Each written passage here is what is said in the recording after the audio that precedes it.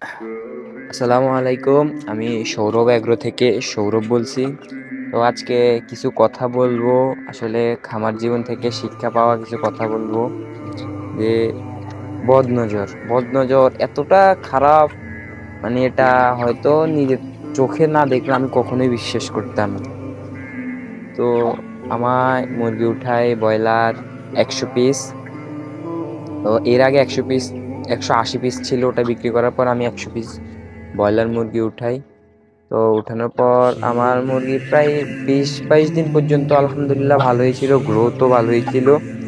তো থাকার পরে যাক, কিছু মানুষ দেখছে, দেখার পরে কিছু কথা বলছে, বলার পরে মুরগিগুলাতে এক প্রকার নজর লাগে। নজর লাগার পরে আমার মুরগি আস্তে আস্তে ঝিমানো শুরু হয়ে যায়, ঠান্ডা লাগে, অসুস্থ হয়ে যায়। পরে অনেক ওষুধ খাওয়াইছি, কোনো ওষুধই কাজ হয় নাই।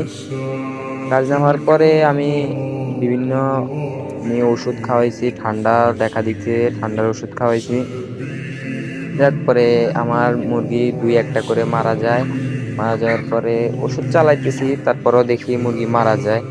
তো মারা যাওয়ার পরে আমি কি করবো, আর কিছুই করার নাই আসলে। আল্লাহ হয়তো মানে এরপরে আমার জন্য ভালো কিছুই রাখছে। তো কেন হয়তো আল্লাহ আমাকে আরো আরো কঠিন কিছু দিয়ে পরীক্ষা করতে পারতো। তা দানি তা দিয়ে না করে আল্লাহ আমাকে আমার মুরগির উছিলায় আমার জন্য ভালো কিছু রাখছে, বা আমাকে মুরগির উছিলায় পরীক্ষা করছে। তো আমার মুরগি মারা যায়। মারা যাওয়ার পরে আজকে আজকে আমি প্রায় আমার 10টা মুরগি ফালাইছি। 10টা মুরগি আমার মারা যায় আজকে। এই যে আমি সন্ধ্যায় খামার আসছি, এখন আবার আসলাম, সন্ধ্যা দেখে যাই, কিছুক্ষণ পরে আসছি, এখন আবার আমার একটা মুরগি, বড় একটা মুরগি মারা গেছে। তো যাক, আলহামদুলিল্লাহ, আল্লাহ উত্তম পরিকল্পনাকারী। হয়তো আল্লাহ ভালো কিছু ভেবে রাখছে, হয়তো এই কারণেই আল্লাহ এখান দিয়ে আমাকে একদিক দিয়ে লস হলে আল্লাহ একদিক দিয়ে দিবেই। যাক,